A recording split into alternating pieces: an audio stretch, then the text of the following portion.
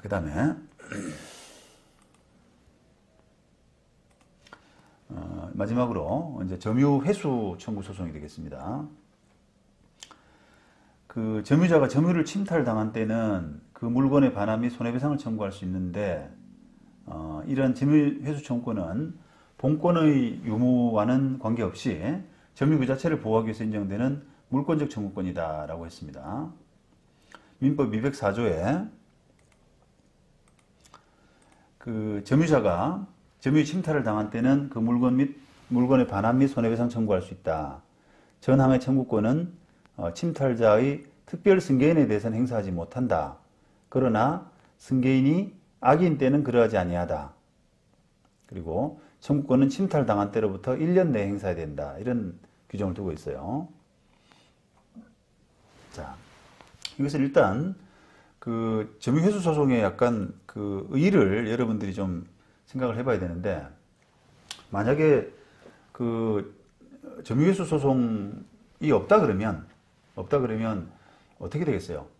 점유를 누군가 하고 있는데 그거를 조금 그 사람 점유를 뺏고 싶은 사람, 억울하고 그 억울해서 내 소유권인데 왜 너가 점유하고 있어? 이런 사람이 그런 마음을 먹는 사람이 있다 그러면 그냥 뺏어버리고 싶지 않겠습니까? 재판이라고 하는 것은 그 모든 나라가 다 이게 돈 많이 들고 시간 들고 하는 번거로운 절차예요. 그래서 참 저거 한 주먹도 안 되는데 내가 한번 날려버리고 싶다라고 하는 생각이 불쑥불쑥 드는 거죠. 그렇다 그러면 그냥 사람 시켜서 그냥 문 따고 들어가서 짐 끌어내고 하는 그런 절차가 훨씬 더 용이할 거예요. 그리고 또 어찌 보면 또 뭐 한번 그 벌금 맞을 각오하고 벌금 맞을 각오하고 그렇게 하는 게 훨씬 더 이제 그 우리가 인지상정에는 맞는데, 자 그렇게 되게 되면 이게 완전 그 어떻게 보면 좀 그 원시 상태로 돌아가는 그 힘에 의한 막 그 다툼, 힘센 사람이 약한 사람을 마음대로 찍어 누르고 하는 그런 상태가 무법천지가 되기 때문에 그 부분을 용인하지 않겠다라고 하는 그런 뜻입니다. 그래서 그렇게 침탈을 당하면 재판을 통하지 않고 집행을 하지 않고 그렇게 침탈을 당하게 되면은 그 결과, 그렇게 해서 점유를 갖고 있는 사람은 무조건 점유를 돌려줘 라고 하는 어떤 제도적인 의미가 있는 거예요. 네가 아무리 뭐 저 사람이 따져서 임차권이 없고 유치권이 없고 이런 부분이 명백하더라도 그 본권에 관한 부분을 따지지 말고 일단은 침탈한 점유이기 때문에 그 점유는 원상복구시켜놔 라고 해서 그게 어찌 보면은 이게 그 법에 의한 해결 이런 부분을 좀 유도하는 그런 기능이 있는 부분입니다. 상당히 어떻게 보면 중요하죠. 실무적으로도 이게 점유 침탈이 워낙 좀 많아요. 그게. 그래서 그런 부분을 이해하시고 여러분들이 보면은 좀 더 용이할 수가 있어요. 청구할 수 있는 사람은 당연히 뭐 점유했던 사람이죠. 그렇죠? 자, 뭐 이런 요건들은 여러분들이 한번 보시면 되겠어요. 구체적으로. 그 다음에 상대방은 기본적으로 이제 침탈한 사람이 될 텐데 법은 아까 특별승계인에 대해서는 안 된다 이랬잖아요. 그런데 다만 특별승계인이 악인 경우에는 그러하지 아니하다라고 해서 특별승계인 중에서 악인 사람에 대해서는 그 점유회수를 통해서 돌려받을 수가 있습니다. 있습니다. 근데 이게 선의가 되게 되면은 선의를 입증하게 되면은 그걸 돌려받을 수가 없기 때문에 지금 이게 점유회수 소송의 실무를 보게 되면 이게 침탈을 하고 나서 다른 사람한테 그냥 세 주어 버리거나 이렇게 해서 선의의 특별승계인을 만들어 버리더라고요. 그렇게 되면 사실상 이제 점유회수 소송, 점유회수 청구가 조금 무력해지는 그런 결과가 되는 경우가 많습니다. 특히 이제 그 인지상정이 판사로서도 인지상정이 뭐냐면은 일단은 점유회수 소송을 하더라도 법에서는 본권이 있는지 없는지, 본권의 성격 이런 부분을 가리지 말고 일단은 점유를 회수해라, 명도를 돌려줘라 라고 하는 판결을 하라고 그 법에는 돼 있는데, 아무래도 그게 이제 판사 입장에서는 궁금하거든요. 저 사람이 과연 침탈을 당했다고 하는 사람이 진짜 점유를 할 수 있는 권리가 있는 사람이냐, 이런 부분을 이렇게 궁금해서 한번 쳐다보게 된단 말이에요. 근데 그 과정에서 점유 권한이 없다, 적법한 점유 권한이 없다는 부분이 읽혀지게 되면 왠지 돌려주기가 싫어요, 판사도. 그래서 그 부분을 이제 이렇게, 물론 이제 다른 이유가 없다 그러면 법에 따라서 점유 회수 판결이 나지만, 이것처럼 특별 승계인이 생기고 그 사람이 이제 선이다, 이런 부분이 보이게 되면은 그걸 이유로 해서 그냥 기각하는 그런 실무적인 부분은 좀 있습니다. 그래서 여러 가지, 하여튼 사람이 하는 판단이니까 그 사람이 과연 어떻게 보면 보호할 만한 가치가 있느냐, 또 그 사람의 어떤 선명성, 이런 부분을 좀 잘 주장을 해야만 좋은 결과, 판사의 마음을 움직일 수 있는 그런 좋은 결과를 이끌어낼 수가 있습니다. 그 다음에 점유침탈은 이제 뺏어가는 거죠. 뺏어갔을 때 소송을 할 수 있다라는 거고. 자, 93년도 대법원 판결을 보시면은 이걸 이제 뺏어간 경우가 아니지 않냐, 이런 경우 때문에 점유회수 청구를 기각한 그런 부분이에요. 이걸 보시면은 이제 소의 3이 토지 소유자였던 원고와 계약하에 토지상의 건물을 건축해서 토지를 점유하던 중 원고가 소의 3과의 계약에 따라서 건물을 점유하게 된 피고를 상대로 점유회수 소송을 제기한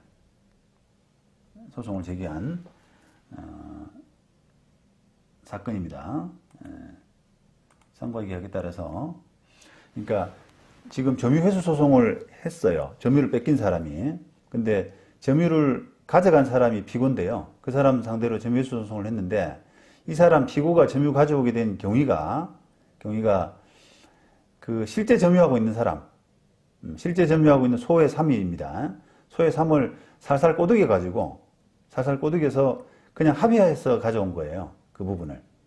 자, 그럴 때 이렇게 직접 점유자가 소의 3이지 않습니까? 소의 3이 임의로 점유를 넘겼다면 그 점유 이전이 간접 점유자 원고입니다. 원고 의사에 반해서 됐다고 하더라도 이건 점유 침탈은 아니다 라고 그렇게 해석을 했어요.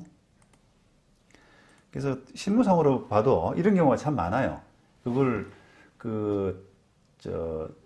점유자가 있고, 그 다음에 점유자로부터 심부름 받아서 심부름꾼이 점유를 대행하는 경우도 상당히 있거든요. 그리고 또 임차인도 있을 수가 있고. 그런데 그 점유를 가져오고 싶은 사람은 그 실제 점유하는 사람, 그 심부름꾼이라든지 직원이라든지 또는 임차인이라고 하는 사람을 찾아가서 살살 꼬드깁니다. 그렇게 해서 점유를 가져오게 되면 그건 점유심탈의 문제는 아니기 때문에, 또 형사처벌의 문제도 아니라는 거죠. 그렇게 해서 이제 해결하시는 것이 좀 수월한 방법인 거죠.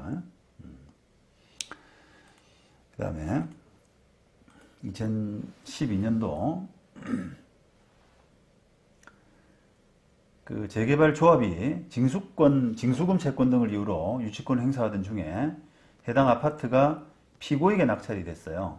그러니까 누군가 분양을 받은 사람이 있는데 재개발 조합원이 있겠죠. 그런데 재개발 조합에 징수금 채권을 안 낸 겁니다. 일종의 이제 재건축 조합 같은 경우는 뭐 분담금 채권 이런 형태인데요. 재개발 조합은 징수금 채권이라는 표현을 쓰는데, 이런 징수금 채권을 안 내고 있으니까 재개발 조합이 그거를 이전 등기만 하고, 그 조합원에게 이전 등기만 하고 그 아파트를 예를 들면 유치권을 행사하던 중에 그 아파트가 다른 사람 피고에게 낙찰이 돼 버렸어요. 자, 그런데 피고가 조금 이제 요령을 피운 겁니다. 요거를 어떻게 내가 점유를 가져오나 라고 고민하다가 인도명령을 신청을 했는데, 인도명령 신청할 때 재개발 조합을 빼버리고요. 점유하고 있는 재개발 조합을 빼버리고 재건축 조합원이자 소유자, 종전 소유자인 사람만 상대로 해서 인도명령을 받았어요. 그리고 그거 가지고 그냥 집행을 해버렸습니다. 조합이라는 단체가 그거를 뭐 계속 보고 있는 건 아니잖아요. 그러니까 재개발조합 입장에서는 그런 절차가 진행되는 줄도 모르고 그냥 점유가 넘어가 버린 거거든요. 자, 그렇게 되니까 재개발조합이 이제 낙찰을 받은 사람 상대로 소송을 한 거죠. 무슨 소송? 점유 회수 청구 소송인 겁니다. 근데 법원은 이런 아까 하여튼 결론을 좀 말씀드리면 점유자에 대한 집행 권한 없이 이루어진 위법한 강제 집행에 의해서 점유자 점유를 빼앗은 경우 이건 점유 침탈이다라고 하면서 이 사건 아파트 점유자인 원고에 대해서 인도명령을 신청한 것이 아니라 재개발 조합원에 대해서 인도명령을 받아가지고 이런 것을 했다면 그것은 적법한 집행 권한 없이 위법한 강제 집행이라는 걸로 해서 점유 침탈에 해당된다라고 해석을 했어요. 그래서 재개발 조합의 손을 들어준 거죠. 그래서 지금 앞서 이제 보신 것처럼 점유하고 있는 사람을 상대로 인도명령을 신청해서 그 인도명령에 의한 집행이었다면 그 사람이 그 인도명령 결정이 결과적으로 뭐 잘못되고, 그죠? 잘못되고 나중에 뭐 적시한 곳에서 뒤집어지고 뭐 이런 것들을 떠나서 그 권한 자체는 적법한 집행 권한 아니었겠습니까? 그러니까 그걸 가지고는 나중에 뭐 점유회수 소송으로 돌려달라 이렇게 할 수는 없다는 거죠. 근데 이 경우는 지금 점유자가 둘인데 하나만 상대로 해서 나머지 둘을 다 뺏어버렸으니까, 두 사람의 점유를 다 뺏어버렸으니까 점유하고 있는 나머지 한 사람에 대해서는 그게 점유 침탈에 해당된다라고 하는 그런 논리입니다.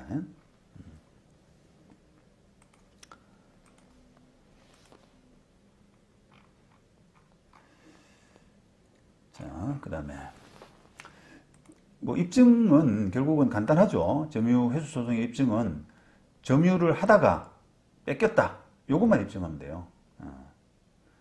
따라서 본권에 관한 점유가 무슨 점유에 따른 적법한 권한이 있느냐, 본권이 있느냐 라고 하는 부분은 주장 입증할 필요가 없습니다. 네, 그런 취지입니다. 그 다음에 점유 침탈자의 고의과실 또는 침탈한다는 인식, 이런 것들이 또 불필요하다는 거예요. 그냥 이런 침탈 자체가 위법하면 충분한 것이지, 그 침탈할 때 고의과실이나 뭐 악의 이런 것들이 있을 필요가 없다라는 거죠. 그 다음에 점유회수 청구는 물권적 청구권이고 그 물건 자체의 인도를 내용으로 한다라는 것이고요. 그 다음에 192조에 따라서 점유회수 청구권을 행사해서 점유를 회수한 때는 처음부터 점유를 상실하지 않았던 것으로 본다라고 해서요. 자, 이제 유치권 관련해서 한번 생각을 해보시면 될 텐데, 아까 유치권은 점유에 살고 점유에 죽는다라는 표현을 제가 썼지 않습니까? 그러면 만약에 그런 성격이라면 유치권을 행사하고 있는 사람으로부터 점유를 뺏어와가지고, 뺏어와서 점유를 중단시켰다면, 상실시켰다면은 유치권은 그 순간 소멸하게 되잖아요. 그죠? 그러면 그런 방법을 누군들 안 쓰겠어요. 그죠? 아주 유치권을 해결하는 제일 간단한 방법이 되지 않겠습니까? 그런데 이 지금 192조 이 규정에 따라서 점유회수 청구권 행사해서 점유를 회수한 때는 처음부터 점유를 상실하지 않았던 것으로 본다라고 하는 규정이 있어서 유치권이 다시 부활하는, 상실하지 않았던 것으로 그렇게 의제되는 부분이 있거든요. 그래서 이 조항의 의미가 그런 부분에서 이제 있는 겁니다. 대법원 2012년 판결인데요. 갑 주식회사가 그 건물 신축 공사 대금 일부를 지급받지 못하자 건물을 점유하면서 유치권을 행사해 왔는데, 그 후에 우리 경매 절차에서 건물 중에서 일부 상가를 매수해서 이전 등기를 마친 다음에 갑 회사의 점유를 침탈해서 병에게 임대를 해버렸어요. 특별승계인이 생긴 거죠. 그래서 그러자 이제 갑이 을을 상대로 유치권 확인 소송을 제기를 했는데 유치권이 있다. 물론 이제 이 사건에서 갑의 입장에서는 병을 상대로 점유 회수 소송을 할 수도 있겠죠. 근데 이제 왜 안 했는지는 잘 모르겠어요. 그냥 이 사건이 유치권 확인 소송을 했는데 내가 유치권자다 확인해 달라 이런 건데 병을 상대로 점유회 소송을 왜 안 했는지는 모르겠는데 아마도 선의의 특별승계인 이걸로 봐서 가능성이 없는 거 아니냐라고 해서 아마 그냥 유치권 확인 소송을 들어가지 않았나 싶은데요. 어쨌든 결론은 유치권 확인 소송은 기각됐어요. 기각됐습니다. 이게 갑 회사가 침탈당한 갑 회사가 점유회수 소송을 제기해서 승소 판결을 받아서 점유를 회복하면 점유를 상실하지 않았던 것으로 되어서 유치권이 되살아나지만 아직은 그런 결론이 난 상태가 아니라는 거예요. 그래서 지금 제가 아까 말씀드린 것처럼 유치권이 있다라고 확인해 달라라고 하는 사건의 기준 시점, 판결의 기준 시점은 변론 종결시가 되잖아요. 그런데 이 변론 종결시, 우리가 지금 이 대법원 사건의 변론 종결시는 대법원 사건은 이제 사실 판단을 안 하기 때문에 고등법원의 변론 종결시가 됩니다. 2심, 원심에 2심 판결의 변론 종결시를 기준으로 해서 그 판단이 맞냐 안 맞냐라고 하는 부분에 법률 판단을 하는 그런 역할을 하는 것이 대법원인데 이 사건에서 이제 대법원 사건에서 유치권이 있냐 없냐라고 하는 그 판단의 기준 시점은 2심 판단의 변론 종결시가 되는데 그때까지 네가 점유 회수 소송을 통해서 아직 점유를 가져오지 않았기 때문에 그 시점에서는 유치권이 없는 거다. 유치권이 있다고 볼 수 없는 거다. 라고 해서 이제 그런 판단을 했다는 겁니다. 그런데 원심은 지금 잘못 판단해 가지고 이렇게 해서 아직 점유를 회복하기 전에는 유치권이 되살아나는 것이 아님에도 불구하고 갑 회사가 상가에 대한 점유를 회복하였는지 여부를 심리하지 아니한 채 점유 회수 소송을 제기해서 점유를 회수할 수 있다는 사정만으로 갑 회사의 유치권이 소멸하지 않았다고 이렇게 이제 원심 판단이 봤다는 거예요. 그래서 그거는 잘못됐다. 법리상으로 잘못됐다라고 이제 판단을 한 겁니다. 그 다음에 점유회수 청구권은 침탈당한 때로부터 1년 안에 행사해야 되고요. 요 1년이라는 기간은 출소기간이다. 소제기를 해야 되는 출소기간이다라고 해석합니다. 그러니까 이게 점유가 너무 오래 이렇게 다른 사람한테 일단 뭐랄까요, 장기간 점유가 있는 것을 다시 뺏어오게 되면 혼돈 상태가 발생하기 때문에 조금 이제 조금 평온한 상태 이런 부분을 유지하고자 하는 그런 차원에서 이 출소 기간으로 해석하는 것이 대부분 취지입니다. 만약에 출소 기간이 아니라 그러면 그냥 청구한다는 자체, 말로만 이렇게 청구한다는 그 자체만 가지고 그 기간이 보장된다고 하면은 훨씬 더 이게 뭐랄까요, 혼란한 상태가 오래 지속이 되겠죠. 그런 부분 때문에 대부분은 출소 기간으로 해석을 하고 있어요. 자, 72년도 판결도 한번 읽어보시고요. 그 다음에 점유소와 본권의 소와의 관계, 말씀드린 대로 서로 영향을 미치지 않는다. 점유권에 기하는 소는 본권에 관한 이유로 재판하지 못한다. 이렇게 이제 하고 있고요.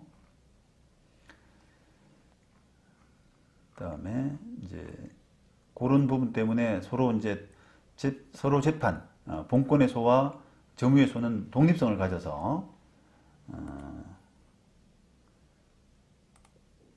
본권의 소를 제기할 수도 있고 점유에 관한 소를 제기할 수도 있고 그런 이제 선택적으로 병합할 수 있다 이런 건데 예를 들어서 이렇게 한번 볼까요? 이게 무슨 뜻인지 좀 애매하실 수도 있는데요. 만약에 내가 소유권자다. 소유권자인데 어떤 사람이 와서 내 짐을 빼고 저기 그 점유를 뺏어갔다 이럴 때 이 사람 입장에서는 그 점유회수 소송으로서 점유권에 관한 소송으로서 점유회수 소송으로서 넘겨달라, 명도해달라 이렇게 청구할 수도 있고, 아니면 소유권 방해배제 청구권에 기한 명도 청구도 가능하거든요. 그러니까 두 소송은 뭐 별도로 제기하거나 뭐 선택적으로 병합하거나 이런 것도 다 가능하다는 겁니다. 청구권 자체가 서로 다르기 때문에. 그리고 뭐 기판력도 한쪽 패소하더라도 또 다른 쪽 청구도 하고 논리상으로 전혀 이제 문제가 없다는 거예요.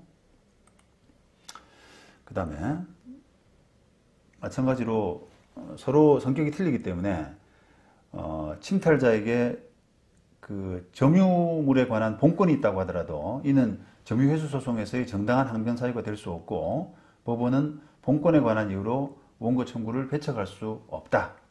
여기 이제 원칙적인 부분이라고 아까 말씀드렸죠. 그 뭐 선명성, 보호 가치 이런 부분은 변론으로 하고요. 그 다음에 피고의 그 반소 청구를 할 수 있느냐라고 하는 부분인데, 점유회수 소송에서 뭐 침탈을 이제 했던 사람이죠. 침탈했던 사람의 이 점유회수 소송에서 피고가 되는데, 본권을 이유로 해서는 항변할 수 없다 하지만 그 본권에 기인한 반소를 제기할 수는 있습니다. 그러니까 만약에 그 이렇게 생각해 보시죠. 그 누군가 뭐 무단 점유하는 사람이 있는데요. 내 물건을 무단 점유하는 사람이 있는데 소유자가 화가 나서 그냥 쳐들어가서 짐을 빼버렸어요. 그러니까 이 무단 점유하는 사람이 점유회수 소송을 이렇게 제기할 거 아니겠습니까? 그러면 그 정당한 소유자는 그럼 뭐 점유를 무조건 돌려줘야 되느냐? 원칙적으로 돌려줘야 되죠. 항변을 못하게 돼 있으니까. 야, 내가 정당한 소유자고 너는 그 적법한 점유 권한이 없지 않느냐? 그래서 내가 못 돌려줘. 이런 항변을 못하도록 돼 있거든요. 그래서 기본적으로는 돌려줘야 된다라고 하는 것이 법의 취지인데, 이 사람이 이제 어떻게 했냐면 항변을 안 하고 반소를 제기하는 경우입니다.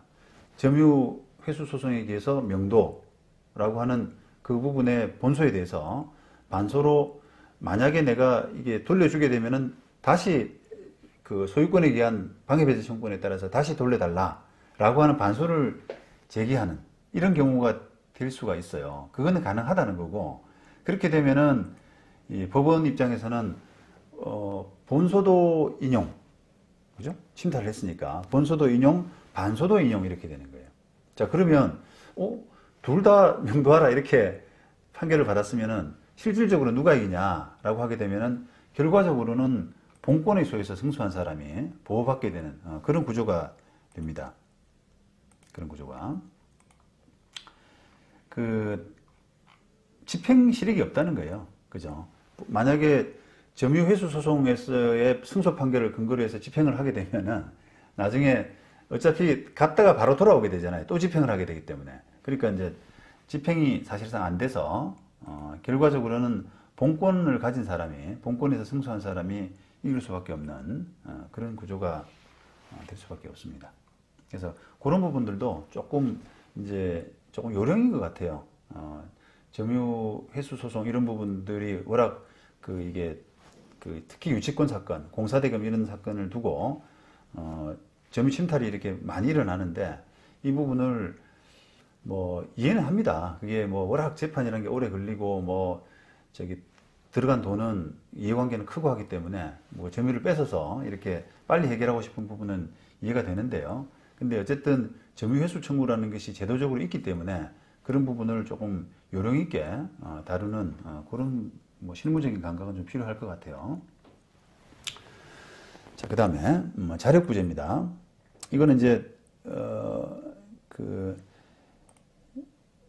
한번 보시죠. 209조 자력구제해서 점유자는 그 점유를 부정히 침탈 또는 방해하는 행위에 대해서 자력으로서 이를 방해할 수 있다라고 해서요 하고 있고, 그다음 2항은 점유물이 침탈되었을 때, 1항은 침탈되기 전입니다. 막 침탈이 일어날 때 자력으로서, 자기 힘으로서 막을 수 있다라는 거고, 2항은 이미 침탈이 되었다고 하더라도 그게 부동산일 때는 그 점유자는 침탈 후에 즉시 가해자를 배제해서 이를 탈환할 수가 있고, 동산일 때는 그 재무자는 현장에서 또는 추적해서 가해자로부터 이를 탈환할 수 있다고 해서 이 탈환권을 즉시 탈환권을 인정하고 있죠.